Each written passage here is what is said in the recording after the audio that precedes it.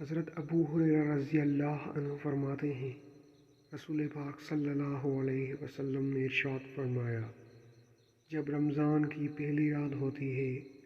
تو سرکش شیاطین اور جنات کو باندھ دیا جاتا ہے، دوزخ کے دروازوں کو بند کر دیا جاتا ہے،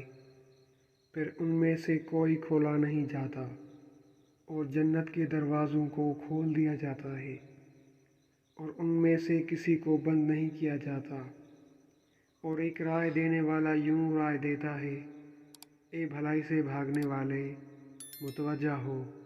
اور اے برائی سے بھاگنے والے تو رکا رہ، اور اللہ کے لیے ان کو جہنم سے رہا کر دیا جاتا ہے۔